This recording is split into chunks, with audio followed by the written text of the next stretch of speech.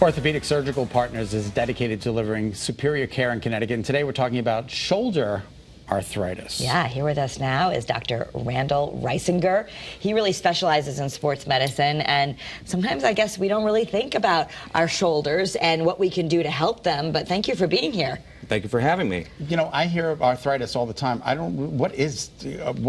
think I have it in my feet, but I don't really know what it is. What is it? Arthritis is usually osteoarthritis. It's wear and tear of the joint cartilage. So the surfaces on the bone, they wear down, literally like a mechanical part, and they thin out, and then you'll get bone on bone eventually. Okay, bone on bone. And that's what hurts. That's what hurts. And are most people going to be prone to arthritis over the course of their life, or?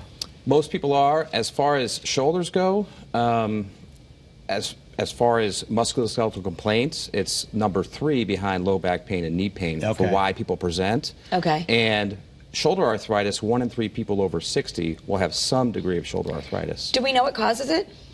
Sometimes it's trauma, sometimes it's genetics, overuse, heavy use. Is it doing this all day, like sitting at a computer? Or well, that's not a good thing, but not really for arthritis, but heavy weightlifting. Heavy weightlifting. Oh, so right, and that's a big trend on social media now. Everyone is trying to really lift a lot, everything's strength training, which could be good to a certain extent, but we could be causing our own shoulder arthritis by overlifting. That's right, it's good to a degree, but when I see young patients with shoulder arthritis, they're usually heavy bench pressers, heavy lifters. Oh, yes. Yeah, we're talking about a lot of weight. I see these guys in the gym, and I'm like, be careful what you're doing there. You know, you don't need to do 350 pounds. So you try to do non-surgical procedures before you go into a bigger thing, right? Sure. So first, with shoulder arthritis, people can live with it a lot longer and sometimes don't present until later. When you think about it, people don't walk on their arms. They walk on their legs, right? So knee and hip arthritis, they're coming in sooner.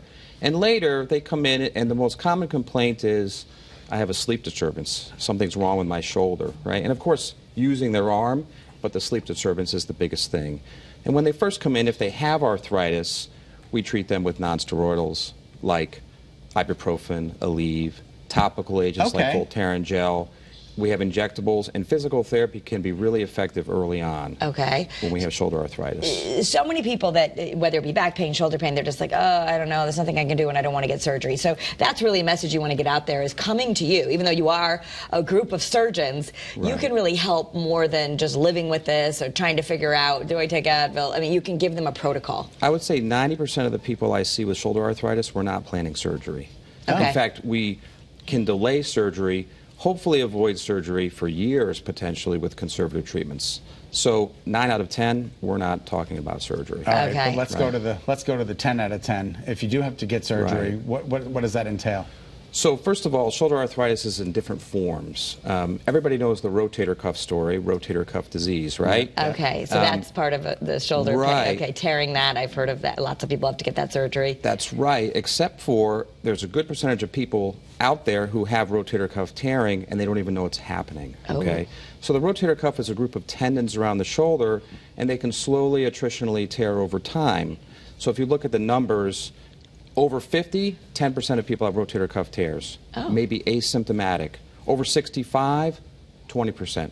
Over 70, 40% all of a sudden, okay? So it exponentially goes up. Yeah. And when that occurs, and they're not getting the rotator cuff treated, it can lead to rotator cuff arthritis. So there's sort of 2 forms, and this gets into the evolution of shoulder replacement. There's standard osteoarthritis like hip and knee, but there's also rotator cuff arthritis. So the good news is we have good care right here in Connecticut. People don't have to travel far. You're right with Orthopedic Surgical Partners. People, I know from talking to some of your partners, you have locations around the state. So you can, first step is make a phone call and you can evaluate someone? Absolutely. Yeah, we can evaluate and treat, and always conservative. We exhaust that until we need to consider surgery. Right, that's good to know. Right. Great buttons, by the way, on your shirt. Oh, yeah, they're blue. We like those. It's really nice. I love that. I'll let you know about the shirt later. Please do. I appreciate that. All right, for more information, visit ospct.com or follow along on Facebook at Orthopedic Surgical Partners. We can't thank you enough for being with us. Thank you for having me. It was a pleasure, Doc. Yeah, all right. Thanks.